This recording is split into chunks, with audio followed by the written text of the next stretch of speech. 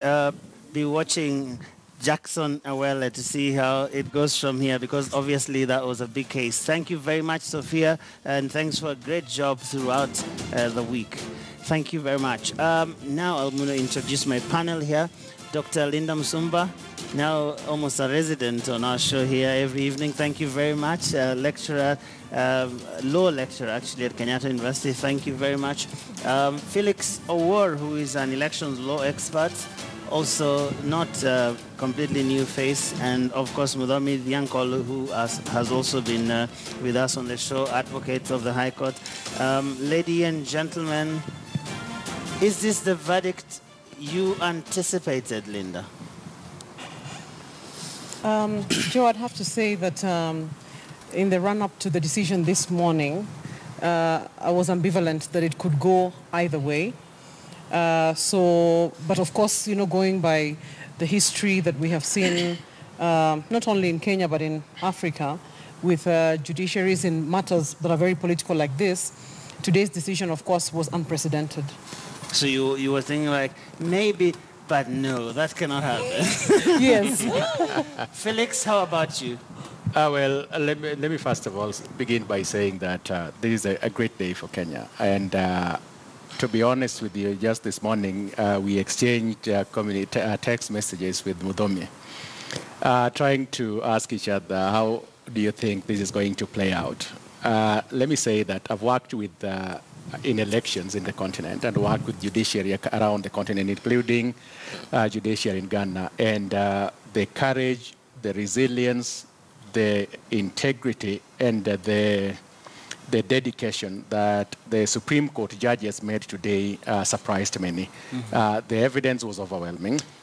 But I thought that it also required a serious courage. So as of this morning, I was like, it could go either way. You have been involved in yes. Election matters across the continent. Yes. I mean, 50 years after independence, how can this be the first ever nullification of a presidential election? Like, what is that about? And let me tell you that it's actually the third in the world. Nowhere, including established democracies like US, you remember Al Gore versus George Bush in 2000. Yeah. Where the judges, the Supreme Court judges of the United States declined to nullify or invalidate that election. So this is a proud moment. Never in this continent have we had a moment like this, and only 3 times, in Ukraine and in Austria, that the judiciary have actually nullified or invalidated an election. So it's a big one for us as a country. Muthoni? Yes, Joe. A surprise, total surprise for you? Not at all. Actually, what Felix didn't tell you is that early in the morning, my message to him was that what would surprise me is if this election was sustained. Yeah, that's and true. I told him... why do you say that, Felix? The reason I told Felix that... Sorry, Muthoni, yes. So I told Felix, and if I may read for you, I told him the issue is whether they have the spine to nullify the election. It was flawed. That's true. And yeah. for me, isn't that why most people will be surprised that perhaps it's not what happened there, but that they actually had the audacity, if you like, to nullify a presidential election, especially in the instance where the person who's been elected is not just someone coming in, but actually an incumbent. Yeah, but what surprised me is that the people who are favoring a different outcome could not see that there were serious problems with this election. And I must say, for the record, Joe, this is not the only election we've had. In fact, all our elections since 1992 have had serious problems. It's just that, as I was telling my senior in the morning, we've never had the courage to call it by its proper name. And for me, the proper name is invalid, null, and void. Correct. That's what we've been fearing to say all these years. Yes. And for me, what I think is to be learned is that the long-term viability of our country will perhaps be sustained by more intellectual honesty amongst all players concerned. Linda, you had lots of things to write about the last presidential petition.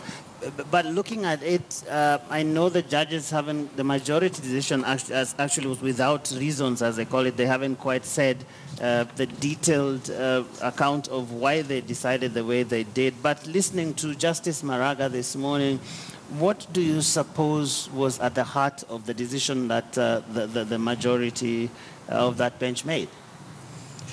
I suspect that listening to just the brief comments that he made today, and of which, of course, he has said that they're going to render a full judgment in 21 days, I really see the qualitative aspect of what our Constitution expects elections should look like carried the day. That is my opinion. Because remember, we've always been talking about... simple, credible... Yes, that all the items put in Article 86. Yes. We've been talking all along about the qualitative and quantitative aspects of the election, where the quantitatives are counting. And if you see, for example, some of the issues raised by the dissenting judges were touching on the quantitative aspects, where they felt that, people did go to the polling stations and did cast their votes. Those votes were counted. And as far as they're concerned, that element has not been displaced by the evidence that was tendered by the petitioner. So I do suspect that for the majority judges who therefore rendered a verdict of invalidating these elections, that a significant element of it will have been the qualitative aspects. That on the face of it, when you look at it, was this election carried out in the manner expected in the various sections they cited? How much of a departure is that from the norm of, shall I say, the manner in which election petitions have been ruled on in this country in the past?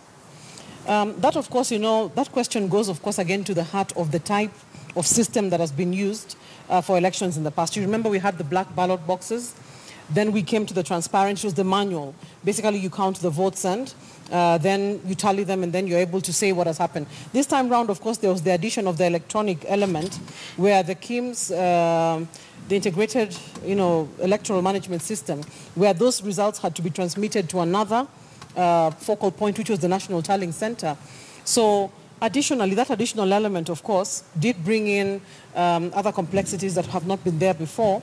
So that, I think, brings a variation. And we will be discussing that in a moment. I just want us to take a quick break because we want to discuss exactly what the implications of what has now been called the Maina Kiai ruling had on what happened today. Don't go away.